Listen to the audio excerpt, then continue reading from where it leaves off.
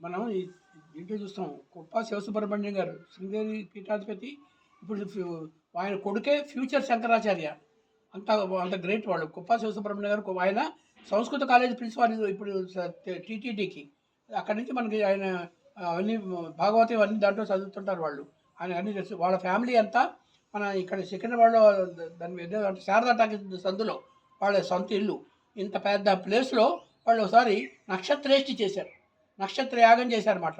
40 days ఇది నక్షత్ర యాగం చేశారు వాళ్ళు. ఆ టైంలో అనుకోకుండా మన ఆదిశేష్ ఎప్పుడో నాకు ఆయనకి ఇంట్రడ్యూస్ చేశాడు ఎక్కడో కనిపించినప్పుడు. ఆ తర్వాత మీరు ఎప్పుడైనా వస్తుండాలంటే ఒకసారి వెళ్ళాను. ఆయన నా చేత వాళ్ళు పాడించుకుని మీరు రోజు రండి అంటే నేను అప్పుడప్పుడు ఎదుర్కొనేవాడిని.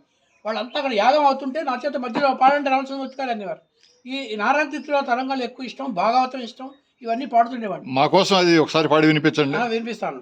అయితే ఈ లోపల ఏమైంది, వాళ్ళు అన్నారు ఓ రోజు, రేపు ఓ రోజు అన్నారన్నమాట, నక్షత్రం సాయంత్రం 4 వస్తుంది, అప్పటిదాకా మాకేం పని లేదు అని మీరు పొద్దున్న వచ్చేయండి 10 అలా అన్నారు వాళ్ళు.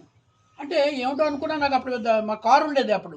సరే రారా అంటే నెక్స్ట్ డేనే మా మిస్సెస్ కూడా పెద్దవాళ్ళు రమ్మన్నారు వెళ్ళండి అని. సరే వెళితే ఆశ్చర్యం వేసింది. బయట మొత్తం ఫుల్ అయిపోయింది. అందరూ కూర్చున్నారు. ఇక్కడేమో పెద్ద అరేంజ్ చేశారు.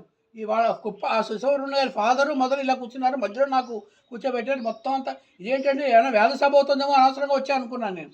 కాదు నీ ప్రోగ్రామే అని బయట పెద్ద బోర్డు పెట్టేశారు. చూపించారు రామచంద్రమూర్తి సంగీతం అని పెట్టేశారు. మీరు నమ్మరు, 11 దగ్గర నుంచి 3:30 దాకా పాడారు. హనుమాచార్య కీర్తనలు, రామదాస్ కీర్తనలు ఎక్కువ. వీళ్ళకి భాగవతంలో పద్యాలు అడిగారు. ఈ తరంగాలు నారాయణ తిథిలో తరంగాలు మా కోసం వినిపించండి. పాడితే వాళ్ళు అది నాకు గొప్ప చెప్పేనేవండి. పర్వాలేదు, రికార్డ్ అయినా పర్వాలేదు. అప్పుడు సాయంత్రం ఏం చేశారంటే 4కి 3కి నేను అన్నారు 3:30 మళ్ళీ మీ టైం అవుతుంది అని అంటే సరే అని చెప్పి లోపలికి వెళ్ళి వాళ్ళు ఈ కుప్ప శివసుబ్రహ్మణ్యం బ్రదర్స్ ఆయనతో పాటు కింద కూర్చున్నారు. ఇలాగా నేను ఇలా కూర్చుంటే నా పక్కన వాళ్ళ ఫాదర్ మదర్ కూర్చున్నారు. సరే లోపలికి వెళ్ళి నా కోసం ఒక పెద్ద పళ్ళెల్లోనూ అన్నీ పట్టుకొచ్చారు. దాంతోపాటు 2000 3000 నాకు జ్ఞాపకం లేదు క్యాష్ పట్టుకొచ్చారు. అవన్నీ ఇస్తూ ఆ డబ్బులు ఇచ్చారు.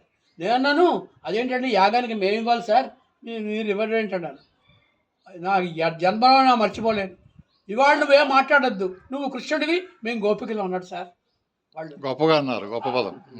నువ్వు ఇవాళ కృష్ణుడివి, మేము గోపికలు, నువ్వేం మాట్లాడద్దు, ఇచ్చింది తీసుకో అన్నారు. అంతే. ఆ డబ్బులు పట్టుకుని నేను ఒక్కడే ఎంజాయ్ చేశాను, ఇంట్లో ఎవరికి ఇవ్వకుండా. అది చెప్పదలుచుకున్నాను. అలాగా వాళ్ళకి పాడిన వాడి నారాయణ తిథిలో తరగారు. కృష్ణం కలయ సఖే సుందరం బాలకృష్ణం కలయ సఖే సుందరం కృష్ణం గత విషయ తృష్ణం జగత్ప్రభ విష్ణు సురరిగణ జిష్ణు సదా బాల కృష్ణం కలయ సఖే సుందరం